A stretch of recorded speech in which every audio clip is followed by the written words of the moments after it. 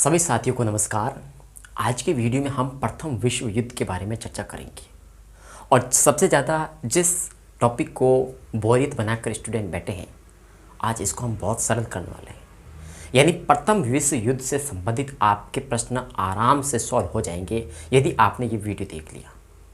शुरुआत करते हैं प्रथम विश्व युद्ध। उससे पहले हम ये जानेंगे कि आखिर प्रथम विश्व युद्ध क्यों हुआ। वे उन तमाम कारणों के बारे में आज हम चर्चा करेंगे। सबसे पहला हम कारण पढ़ते हैं साम्राज्यवाद या उपनिवेशवाद की होड़। और जो लैंगसम नामक विद्वान है वो क्या कारण मानते हैं? आर्थिक प्रतिद्वंदिता। यानी कि आप जो साम्राज्यवाद या उपनिवेशवाद, यानी कि जब इंग्लैंड के लोग, और आपको पता है कि जलमार्ग में सबसे ज़्यादा सक्षम थे इंग्लैंड के लोग, और वे लगातार अन्य राष्ट्रों में अपना उपनिवेश पर उपनिवेश बिछाए जा रहे थे, तो अन्य राष्ट्र नहीं चाहेंगे कि हमारा भी इतना उपनिवेश हो।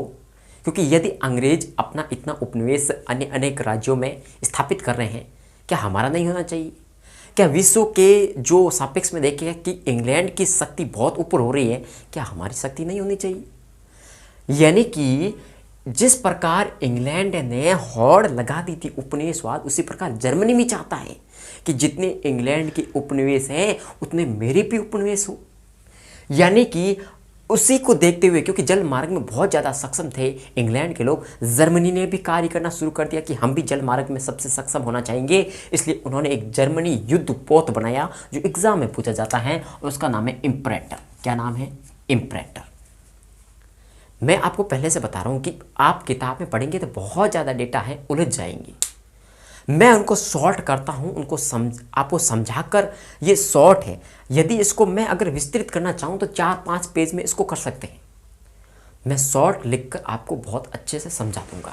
यानी पहला कारण है साम्राज्यवाद या उपनिवेशवाद। अपना साम्राज्य बढ़ाने के लिए इंग्लैंड जिस प्रकार अपना उपनिवेश की नीति चला रहा था, उसी प्रकार जर्मनी भी चाहता है कि मेरा भी इतना बड़ा उपनिवेश हो। दूसरा कारण है विकृत राष्ट्रवाद। यानी जो राष्ट्रीय भावना है लोगों में विकृत हो चुकी है। जैसे इसका सबसे बड़ा कारण मानते हैं एस.वी. फे कि प्रथम विश्व युद्ध का मुख्य कारण है विकृत राष्ट्रवाद। किसके अनुसार? एग्जाम में सीधा पूछा जाता है, एस.वी. फे के अनुसार। फिर अगला मैं बता दूं कि प्रथम विश्व युद्ध से पहले कुछ स्लोगन बन चुके थे। जैसे रुडयार्ड किपलिंग ने क्या दिया? व्हाइट मैन बर्डन, यानी श्वेत व्यक्ति का बोझ। जैसे देखो, फ्रांस ने भी एक स्लोगन दिया कि सभ्यता के विस्तार का कार्य हमें दिया है, हमें करना होगा सभ्यता का कार्य। ठीक है, सभ्यता का विस्तार। और इटली तो इसको पुनीत कर्तव्य मानता है, उपनिवेश लगाओ ज़्यादा से ज़्यादा, क्योंकि ये हमारा पुनीत कर्तव्य है। और तो और केसर विलियम, इसकी तो बात ही अलग है। इसने कहा कि ईश्वर ने हमें संसार को सभ्य बनाने का कार्य दिया है, और हमें सभ्य बनाने के लिए लगातार अपनी जो उपनिवेशवाद की नीति उसको बढ़ाना है, लोगों को सभ्य बनाना है, क्योंकि ईश्वर ने हमें ये कार्य दिया है। ऐसे स्लोगन बना दिए गए थे प्रथम विश्व युद्ध से पहले, ताकि लोगों के माइंड में ये सेट हो जाए। अगला देखिए, एक आप आंदोलन पढ़ेंगे और एग्ज़ाम में सीधा का सीधा ये छपता है कि समुद्रवादी आंदोलन क्या है। तो मैं आपको बता दूं, ये चलाया था इटली ने। क्यों चलाया था? क्योंकि वो ट्रिस्ट और ट्रिनिंटो के क्षेत्र को पाना चाहता था, इसलिए इन्होंने ये आंदोलन चलाया। यदि हम बात करें बाल्कन देश भी क्या चाहते थे? ये चाहते थे कि हमारा बाल्कन वृहत क्षेत्र बने, यानी हमारा बाल्कन क्षेत्र बहुत बड़ा बन जाए। कौन चाहते? बाल्कन देश। मतलब सब उपनिवेशवाद अपने साम्राज्य को बढ़ाना चाहते हैं। बहुत मुख्य कारण तो ये है। अगला है सैन्यवाद। और उपनिवेशवाद को बढ़ाने के लिए सबसे ज़्यादा काम किसका होता है? सेना का। सेना नहीं होगी तो आपका साम्राज्य नहीं बढ़ेगा। तो सब किसको बढ़ावा दे रहे थे? सैन्यवाद को बढ़ावा दे रहे थे कि शासन राजनीति में और कुछ नहीं है, सब कुछ क्या होना चाहिए? सैन्यवाद, सेना के नियंत्रण में सब कुछ। हथियारों की होड़। भाई अपना साम्राज्य विस्तार कर रहे हो, यदि आपके पास सक्षम हथियार नहीं है तो आप अपना साम्राज्य का विस्तार नहीं कर सकते। तो सभी में क्या लगी? हथियारों की होड़, प्रतिस्पर्धा, सब हथियारों को संग्रह करने लगे। ठीक है, अब देखिए, इस होड़ को देखते हुए एक सम्मेलन बुलाया गया, पहला निशस्त्रीकरण सम्मेलन। यानी कि इतनी होड़ बढ़ रही थी, ये विश्व युद्ध का रूप ले सकता है उससे पहले व्यवस्था की गई ऐसा सम्मेलन बुलाते हैं ताकि लोग हथियार या अन्य राष्ट्र हथियार संग्रह करना बंद करते। और ये सबसे पहले बुलाया 1899 में हैग में बुलाया गया था, 23 देशों ने भाग लिया। और दूसरा बुलाया गया था 1907 में हैग में, 44 देशों ने इसमें भाग लिया था, लेकिन ये असफल रहा क्योंकि सब अपना उपनिवेश बढ़ाना चाहते हैं, अपने साम्राज्यवाद नीति को बढ़ाना चाहते हैं, सब अपनी विश्व में अपनी शक्ति को ऊपर लाना चाहते हैं अपने राष्ट्र की। ठीक है, तो ये क्या हुआ, असफल।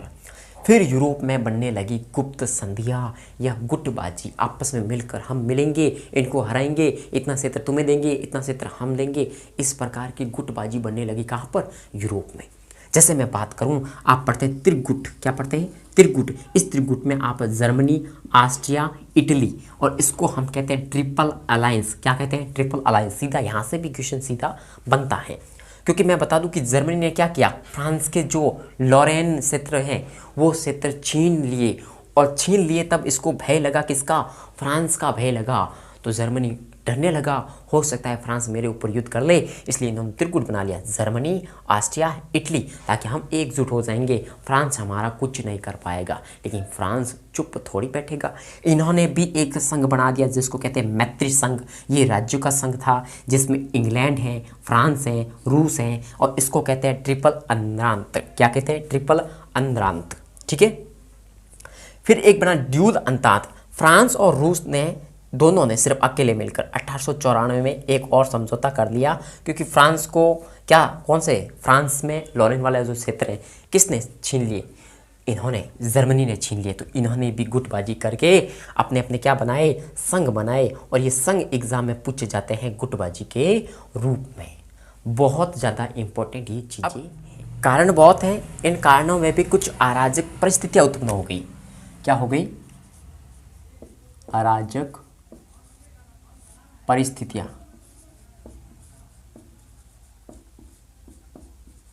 उत्पन्न हो गई। ठीक है, कौन सी अराजक परिस्थितियां उत्पन्न हो गई, जैसे एक हुआ फसोदा कांड। कौन सा कांड, फसोदा कांड। ये फसोदा कांड आपका 1898 में हुआ, किन के मध्य, इंग्लैंड, फ्रांस के मध्य। ठीक है, क्या मुद्दा था, मुद्दा था सूडान को लेकर ये हुआ था। सीधा एग्जाम में सिर्फ यहाँ से क्वेश्चन या तो पूछेगा कि फसोदा कांड किन के मध्य हुआ, या फसोदा कांड कब हुआ, किस मुद्दे को लेकर हुआ, बस इतना याद रखना है, पहली बात। दूसरा, एक बोहर युद्ध हुआ था, सिर्फ डेट याद रखो, बोहर युद्ध 1902। ये अराजक परिस्थितियां मैं लिखा रहा हूं, आपको याद रखनी है। चीन एवं जापान के मध्य युद्ध हुआ था, तो मैं सीधा लिख रहा हूं चीन वर्सेस जापान। ये आपका 1994-95 में हुआ था। ठीक है, ये उस समय अराजक परिस्थितियां उत्पन्न हुई थी, उनके बारे में बात कर रहा हूं। रूस और जापान के मध्य भी युद्ध हुआ था, रूस और जापान, ये आपका 1904-05 के बीच में हुआ था। ठीक है, और मोरक्को संकट ध्यान रखना 1905।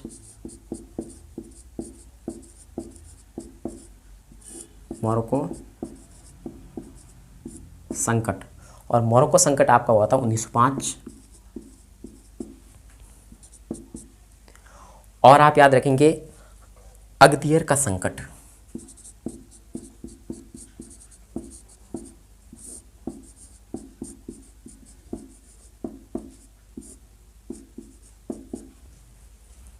ठीक है, और ऑस्ट्रिया द्वारा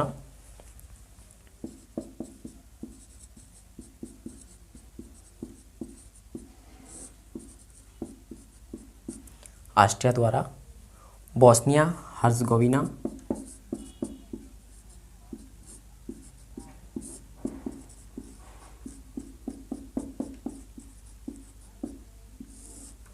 ऑस्ट्रिया द्वारा बोस्निया हर्जगोविना में मिलने का प्रयास, में मिलाने का प्रयास, और ये आपका प्रयास 1908-09 को हुआ था। ठीक है। और अगला है बाल्कन युद्ध।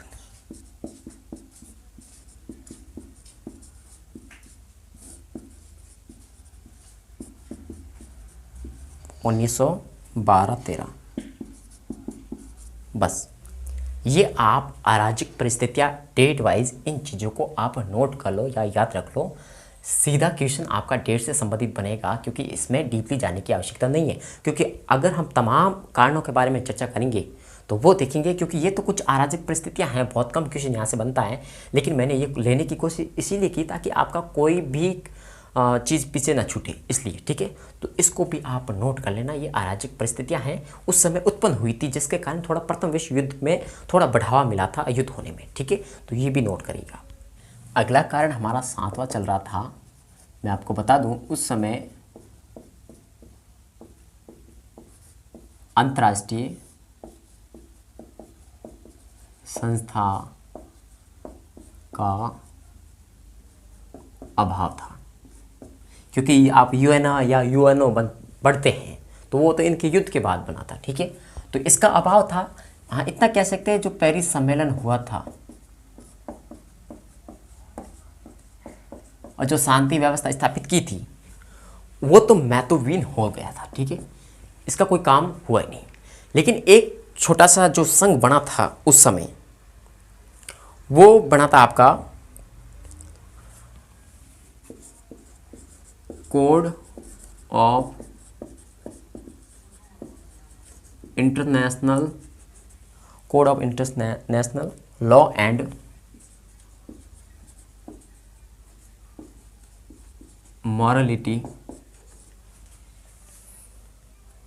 ठीक है, तो एक ये संघ जरूर बना था, लेकिन इसका खास कोई महत्व था नहीं। अगला है जो फर्स्ट वर्ल्ड वॉर में समाचार पत्रों की भूमिका। मतलब जैसे अभी हाल ही में जो यूक्रेन का युद्ध हुआ था, अब इतना कुछ हुआ नहीं, लेकिन मीडिया कितना बड़ा चढ़ाकर लिखती है। जैसे मानो जो मिसाइलें छूट रही है वहाँ से, जैसे कैमरा लेकर सब पीछे पड़े हुए, इस तरह से ऐसा लग रहा है कि वास्तव में भयानक युद्ध चल रहा है। मतलब जो नहीं होता वो दिखाने का कार्य कौन कर देते हैं? ये समाचार पत्र कर देते हैं। यानी इनकी सबसे ज़्यादा भूमिका है भड़काने में। भड़काने के बाद क्या होता है? युद्ध। क्योंकि ये संचय पैदा कर देते हैं दोनों राष्ट्र के मध्य, क्योंकि दोनों राष्ट्र के बीच में जो सूचनाएं नहीं आती वो सूचनाएं पहले ही कौन दे देते हैं? समाचार पत्र दे देते हैं। हाँ, ये युद्ध के लिए तैयार हैं, क्या आप युद्ध के लिए तैयार हैं? इस तरह की भड़काऊ जो लाइनें लिख लिख कर क्या कर देते हैं? प्रथम विश्व युद्ध का माहौल बना देते हैं। कौन? ये समाचार पत्र। तो ये भी बहुत मुख्य तो भूमिका है किसकी? प्रथम विश्व युद्ध के कारणों में। जून 1914 सेंट पीटर्सबर्ग से पब्लिश होता है एक समाचार पत्र है, उसका नाम है बोर्स गज़ेट। Bourse gazette. इसमें क्या लिखा? इसमें लिखा कि रूस युद्ध के लिए तैयार है, फ्रांस को भी युद्ध के लिए तैयार हो जाना चाहिए। अगला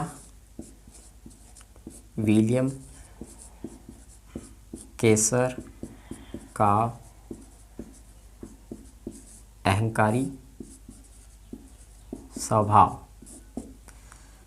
विलियम केसर का अहंकारी स्वभाव कहने का तात्पर्य ये है, ये क्या कहता है कि विश्व प्रभुत्व या विश्व विनाश। कहने का तात्पर्य ये है, जो मेरा भी नहीं हुआ वो किसी का नहीं होने दूंगा। मतलब विश्व पर मैं शासन करूंगा, विश्व प्रभुत्व, और ये भी नहीं मिला तो मैं विश्व का क्या कर दूंगा? विनाश कर दूंगा। किसकी लाइन है? विलियम केसर की लाइन है। तो इसका अहंकारी स्वभाव कारण, तात्कालिक जो कारण थे उसके बारे में चर्चा करते हैं। देखिए, ध्यान रखिए, अब इसको ध्यान से सुनिए, क्योंकि सबसे जो मुख्य भूमिका वह तात्कालिक कारण की होती है। ऑस्ट्रिया का एक उत्तराधिकारी राजकुमार था जिसका नाम था फर्डिनेंड और उसकी रानी का नाम था सूफी। वे दोनों एक दिन कहाँ गए? वे दोनों बोस्निया के एक क्षेत्र का नाम है सरायेवो, ये शहर है। बात हो रही है जून 1914 की। वो वहाँ पर गए। क्यों गए, क्या कारण था? वे गए थे सेंट वाइट दिवस मनाने के लिए गए थे। उस समय मैं बता दूं, सर्बिया में कुछ गुप्त संगठन थे। वे जो गुप्त संगठन हैं आपके, वे स्लावों की मुक्ति से संबंधित थे। अगर मैं बात करूं तो वो गुप्त संगठनों में एक आपका ब्लैक हैंड था, ठीक है, और एक संगठन आपका था डेथ। क्या था? डेथ। ये दो संगठन उस समय थे। अब व्हाइट दिवस मनाने के लिए गए थे। कहाँ गए थे? सरायेवो में गए थे। और आपको बता दूं, उसी शहर में इन दोनों को टपका दिया गया। किनके द्वारा? इसी संगठन ने, ब्लैक हैंड और डेथ। इन संगठनों ने क्या किया, जो ऑस्ट्रिया का जो उत्तराधिकारी था जिसका नाम फर्डिनेंड और एक रानी का नाम सूफी था, 2 गोलियों के साथ उनको भून दिया गया। अब किसने, महन मुख्यतः कौन व्यक्ति था जिसने गोली मारी? तो उसका नाम था गैब्रिलो प्रिंसिप। क्या था? गैब्रिलो प्रिंसिप। गैब्रिलो प्रिंसिप, ठीक है। अब कब क्या हुआ कि 3 जुलाई की बात है। कब की बात है? 3 जुलाई। अब उत्तराधिकारी कहाँ था? ऑस्ट्रिया का था। तो ऑस्ट्रिया की सरकार ने डिमांड की, कितनी? चॉइस मांगे कि ये चॉइस मांगे आपको मानने पड़ेगी, और अल्टीमेट दे दिया 48 घंटे में। टाइमिंग कितना दिया? 48 घंटे, कि आपको ये 48 घंटों के अंतर्गत ये चॉइस मांग कंप्लीट पूरी करनी होगी, अन्यथा आपके विरुद्ध युद्ध होगा। जिसमें से 22 के लिए ये सहमत हो गए। कौन? सर्बिया के लोग। क्या हम सहमत हैं? और सर्बिया के, क्योंकि आपको पता है ये गुप्त संगठन कहाँ का था? सर्बिया का था। लेकिन ये गए कहाँ थे? बोस्निया सरायेवो शहर में। अब चॉइस मांग ली, 2 मांगे इन्होंने नहीं मानी। आप सोच रहे होंगे कि चॉइस मांगे थी, 22 मान ली, तो 2 ऐसी कौन सी मांग थी जिन्होंने सर्बिया वालों ने नहीं माना? तो पहली मांग ये थी कि जो सर्बिया का पुलिस एडमिनिस्ट्रेशन है, जो पुलिस प्रशासन है, वो जो लॉ है वो ऑस्ट्रिया के लॉ के अकॉर्डिंग चलेगा। यानी हमारा जो कानून है आपके सर्बिया में लागू होगा, ठीक है। दूसरी कि आपने, यानी सर्बिया में जो भी ब्लैक हैंड है या डेथ है, जो भी संगठन है जिसने भी राजकुमार को मारा है, यानी सर्बिया ये जिम्मेदारी ले कि इस राजकुमार को हमने मारा है। अगर ये मान लेते हैं तो हम आपको छोड़ देंगे। अब 24 मांगे के ऊपर 22 मांगे इन्होंने स्वीकार की, 2 मांग स्वीकार नहीं की। टाइमिंग कितना दिया? 48 घंटे का, और टाइम हो गया अप्स, योर टाइम अप्स। तो अब क्या करेंगे? अब इन्होंने क्या किया, जब मांगे नहीं मानी तो इन्होंने कहा कि 28 जुलाई 1914 यहीं से आपका विश्व युद्ध शुरू। ऑस्ट्रिया ने अटैक कर दिया। कहाँ पर अटैक कर दिया? सर्बिया पर अटैक कर दिया। क्यों कर दिया? क्योंकि ऑस्ट्रिया का राजकुमार था फर्डिनेंड और सूफी, इसकी हत्या कर दी, और इसी को कहते हैं बारूद की चिंगारी, क्योंकि यहाँ से उत्पन्न हो गई। दूसरी बात, उसी समय 28 से फिक्स एक दिन बाद, यानी आज 28 मान लो, कल इन्होंने क्या किया, ऑस्ट्रिया ने बेलग्रेड पर बमबारी कर दी। रूस को पता चल गया, ठीक है। फिर 1 अगस्त 1914 को ऑस्ट्रिया ने किया, फिर जर्मनी भी कूद पड़ा। तो जर्मनी ने क्या किया, रसिया पर अटैक कर दिया उसी समय, ठीक है। कब? 1 अगस्त, जुलाई फिर अगस्त। फिर 3 अगस्त को 1914 में जर्मनी ने घोषणा कर दी। क्या घोषणा कर दी? हम फ्रांस के खिलाफ युद्ध करेंगे। मतलब इस विश्व युद्ध की चिंगारी तो यहाँ से लगी ही है, लेकिन जो जर्मनी ने किया है ना, आप प्रथम विश्व युद्ध भी देखोगे और द्वितीय विश्व युद्ध भी देखोगे। सबसे ज़्यादा चमकने वाला, सबसे ज़्यादा युद्ध में कूदने वाला कौन है? जर्मनी है। ये आपका बहुत ही ज़्यादा महत्वपूर्ण, आप कह सकते हैं तात्कालिक कारण, सीधा एग्जाम में पूछा जा सकता है। प्रथम विश्व युद्ध का तात्कालिक कारण क्या है? तो ऑस्ट्रिया का राजकुमार फर्डिनेंड की हत्या ही किसका? इस प्रथम विश्व युद्ध का कारण है। और ये युद्ध कब शुरुआत हुई? 28 जुलाई 1914 में। और ये भी पूछा जा सकता है कि जर्मनी ने फ्रांस के विरुद्ध युद्ध की घोषणा कब की? तो ध्यान रखना 3 अगस्त को की। वेरी इंपॉर्टेंट यहाँ से क्वेश्चन। अब हमारा युद्ध स्टार्ट हो चुका है और वो युद्ध कौन सा है? प्रथम विश्व युद्ध, फर्स्ट वर्ल्ड वॉर। तात्कालिक कारण पढ़ लिया। अब ध्यान रखिए, ये जो आपका प्रथम विश्व युद्ध है वो विश्वव्यापी कब हुआ? देखिए, जो विश्वव्यापी शुरुआत हुई प्रथम विश्व युद्ध की कब हुई? 4 अगस्त 1914। क्यों ऐसा क्या हुआ? क्योंकि इसमें ब्रिटेन कूद पड़ा युद्ध में। ब्रिटेन ने अटैक कर दिया। ब्रिटेन ने अटैक कर दिया किस पर? जर्मनी पर। किस पर? जर्मनी पर। इसलिए ये विश्वव्यापी हो गया, सिर्फ अमेरिका को छोड़कर, क्योंकि अमेरिका ने इस युद्ध में भाग नहीं लिया। और आपको बता दें कि अगस्त 1914 में जर्मनी ने जो ब्रुसेल्स है, जो बेल्जियम की राजधानी, जिसका नाम क्या है? ब्रुसेल्स, इस पर अटैक किया और इस पर अधिकार किया। क्यों किया? क्योंकि ये क्या करना चाहता था?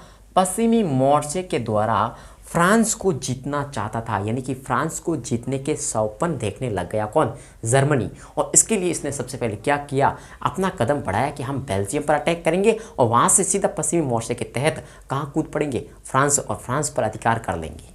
ठीक है, तो ये यहाँ पर इसका ये उद्देश्य था, किस पर अधिकार करने के लिए? ब्रुसेल्स पर। अब क्या हुआ? ये काम इसका असफल हो गया। क्यों असफल हो गया? क्योंकि इसी समय फ्रांस और इंग्लैंड, इनकी जो सेना है, इनकी सेना ने हेल्प की, इनका सहयोग किया। किसका? बेल्जियम का। जब इन्होंने सहयोग किया तो इसका उद्देश्य बिल्कुल हो गया विफल। और अगर ये सफल हो जाता तो शायद पूरे विश्व को बचाना बहुत मुश्किल हो जाता। ठीक है, फिर अब हेल्प की इतना उद्देश्य नहीं रहा। ये फ्रांस और इंग्लैंड हार गए थे लगभग। अधिकार इसने कर लिया था, लेकिन एक ऐसा युद्ध आएगा तब इसके लिए समस्या होगी, क्योंकि फ्रांस और इंग्लैंड की आर्मी भी फीकी पड़ गई थी जर्मनी के आगे। तो जर्मनी ने प्रवेश किया कहाँ पर? फ्रांस की जो सीमा है, और फ्रांस की कौन सी सीमा? उत्तरी सीमा। उस उत्तरी सीमा पर अधिकार कर लिया है। किसने? जर्मनी वालों ने। एक युद्ध आएगा, मारने का युद्ध। कौन सा युद्ध? मारने का युद्ध। इसमें क्या हुआ? जर्मनी का सेनानायक कौन था? फान क्लूक। कौन था? फान क्लूक। और फ्रांस का सेनानायक कौन था? जोफ्रे। कौन था? जोफ्रे। और ये बहुत ही अच्छा सेनानायक था, क्योंकि इसने कहा कि अब लास्ट चांस है, अगर हमने फ्रांस को नहीं बचाया तो ये पूरे विश्व पर शासन करेगा जर्मनी। इसलिए इसने एक नारा दिया, करो या मरो, तलवार उठा लो या मर जाओ, दोनों में से एक करो। और ये नारा देकर इतना जोश भर दिया इन लोगों में कि फ्रांस वाले जीत गए और जर्मनी वाले हार गए। और इस हार के बाद हेजन महोदय ने क्या कहा कि इस युद्ध ने फ्रांस के साथ साथ पूरे विश्व को बचा लिया। इतना फेमस युद्ध, मारने का युद्ध, आपका सितंबर 1914 में हुआ था। फिर आपका एक युद्ध आता है न्यू चैपल्स का युद्ध। न्यू चैपल का युद्ध क्या है? इसमें फ्रांस और इंग्लैंड दोनों संयुक्त रूप से युद्ध किया। किसके साथ? जर्मनी के साथ। क्यों किया? क्योंकि जर्मनी को उत्तरी सागर से खदेड़ना था। लेकिन ये जो युद्ध था वो अनिर्णायक रहा, कोई किसी की जीत नहीं हुई, बहुत ज़्यादा क्षति हुई। और इतनी क्षति हुई कि साहब, इतनी तो वाटरलू के युद्ध में भी नहीं हुई। कहने का तात्पर्य ये है कि इतने सैनिक मारे गए जितने वाटरलू के युद्ध में भी नहीं मारे गए थे। आपका कौन सा युद्ध है? न्यू चैपल का युद्ध। फिर आप पढ़ते हैं सोमेक का युद्ध। ये युद्ध आपका 1 जुलाई 1916 में हुआ। कब हुआ? 1 जुलाई 1916। इसमें क्या हुआ? इसमें भी इंग्लैंड और फ्रांस संयुक्त रूप से आपस में जुड़े। किस पर अटैक कर दिया? जर्मनी पर। और ये युद्ध सबसे विनाशकारी माना जाता है, सबसे ज़्यादा विनाशकारी। क्यों? क्योंकि इसमें इंग्लैंड ने किसका प्रयोग किया? टैंकों का प्रयोग किया। किसका प्रयोग किया? टैंकों का प्रयोग किया।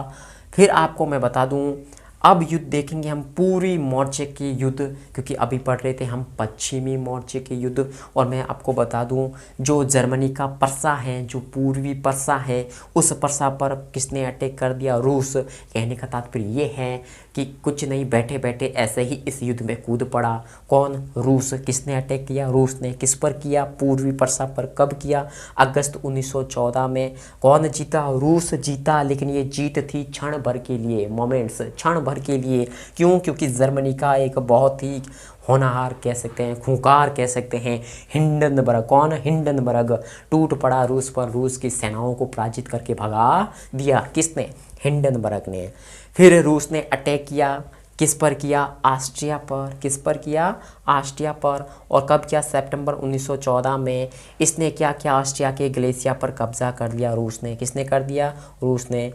क्या परिणाम निकला? कुछ परिणाम नहीं निकला। क्यों नहीं निकला?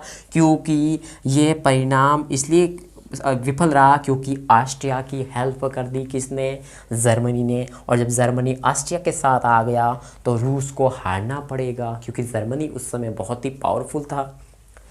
अब देखिए, रूस की लास्ट जो अटैक किया था ऑस्ट्रिया पर, वो किया था 1916 में। और ये प्रथम विश्व युद्ध में इसका अंतिम था, क्योंकि अब इसके बाद यहाँ हो जाती है क्रांति, इसलिए ये अटैक भी इसका विफल रहा। मतलब इस तरह से आप देख सकते हैं कि जर्मनी किस प्रकार पावरफुल बन गया। यदि वो फ्रांस में जीत जाता तो पूरे विश्व को ये संकट में डाल देता। अकेला जर्मनी हार होने की वजह से ये काम सब खराब हो गया, ठीक है। लेकिन ये भी अच्छी बात है हार होना भी, ताकि पता चलता है कि कौन सी कमियां रह गई थी। अब देखिए, इस प्रथम विश्व युद्ध में बुल्गारिया की भूमिका के बारे में चर्चा करते हैं। किसके बारे में? बुल्गारिया की भूमिका के बारे में। देखिए, 14 अक्टूबर 1915, कब की बात है? 14 अक्टूबर 1915 इसने युद्ध की घोषणा की। क्या की? युद्ध की घोषणा। किसके खिलाफ? सर्बिया के खिलाफ। अब मुझे ये बताओ, जब बुल्गारिया किसके विरुद्ध युद्ध की घोषणा करेगा? सर्बिया के खिलाफ, तो ये किसके पक्ष में होगा? जर्मनी के पक्ष में होगा। क्यों? क्योंकि ऑस्ट्रिया और जर्मनी किसके खिलाफ लड़े थे? ऑस्ट्रिया सर्बिया के खिलाफ। तो इसका मतलब है, तो बुल्गारिया किसके पक्ष में होगा? जाहिर सी बात है, जर्मनी के पक्ष में होगा। तो ये इसने सर्बिया पर ही क्यों अटैक किया? ऐसे क्या कारण था? तो 1813 में एक बाल्कन युद्ध हुआ था। इस बाल्कन युद्ध में सर्बिया के समक्ष अपनी हार का बदला लेना था, ठीक है। फरवरी 1916, आपसे क्वेश्चन पूछा जा सकता है कि पुर्तगाल मित्र राष्ट्रों से कब मिला था? तो ध्यान रखना, फरवरी 1916 में मिला था। अब हम बात करें सर्बिया का पतन। जैसा कि आप तात्कालिक कारण में देखा कि सबसे पहले ऑस्ट्रिया ने सर्बिया पर हमला किया, और जैसे इस पर हमला किया तो उस समय प्रथम विश्व युद्ध की शुरुआत हो जाती है। लेकिन क्या इसको पूर्णतः पतन किया गया? नहीं। लेकिन सर्बिया का पतन हुआ 28 नवंबर 1915 को। किसने अटैक किया इस पर? जर्मनी और ऑस्ट्रिया ने। किसने? जर्मनी और ऑस्ट्रिया ने। फिर हम देखेंगे रोमानिया की हार। रोमानिया की हार क्यों हुई? क्योंकि मैं बता दूं, बात हो रही है 27 अगस्त 1916 की। कब? 27 अगस्त 1916 की। देखिए, क्रम आराम से याद रखना, आराम से याद होगा, ठीक है। मित्र राष्ट्रों में ये शामिल तो हो गया था, लेकिन इसको हार मिली। क्यों मिली? सितंबर 1916 में एक ऑस्ट्रिया के साथ था बुल्गारिया और टर्की। अब बुल्गारिया इसके साथ क्यों आया? क्योंकि आपको पता है कि सबसे पहले ऑस्ट्रिया ने किस पर अटैक किया था? सर्बिया पर। और सर्बिया पर ही अटैक इसने भी किया है, तो इसका मतलब है ये पक्ष इनका है, तो इसलिए ये इनके साथ आ गए। अब एक ऑस्ट्रिया है, एक बुल्गारिया है, एक टर्की है, ऐसे तीन बड़े बड़े राष्ट्र पड़ेंगे एक पर। किस पर? रोमानिया। तो रोमानिया का पतन होना जाहिर सी बात है। अच्छा, अब देखिए, समुद्री मोर्चे पर भी कुछ युद्ध की घटनाएं हुई है, वो बता देता हूँ। अगस्त 1914 में इंग्लैंड और जर्मनी में हेल्गोलैंड पर युद्ध हुआ, समुद्र मोर्चे पर, ठीक है। उस समय इंग्लैंड जीता। कौन जीता? इंग्लैंड। फिर एक और चिली बंदरगाह पर आपस में टकराए। कौन? जर्मनी और इंग्लैंड। जर्मनी ने इनको बहुत बड़ी चुनौती दी, यहाँ पर इंग्लैंड को जर्मनी वालों ने हरा दिया। बहुत बड़ी चुनौती कह सकते हो। फिर हम 8 दिसंबर की बात करें। कब? 8 दिसंबर को इंग्लैंड में फॉकलैंड जो द्वीप समूह है, वहाँ के जो भी जर्मनी जहाजी बेड़े थे उन सबको नष्ट कर दिया। किन्होंने? इन्हीं इंग्लैंड वालों ने।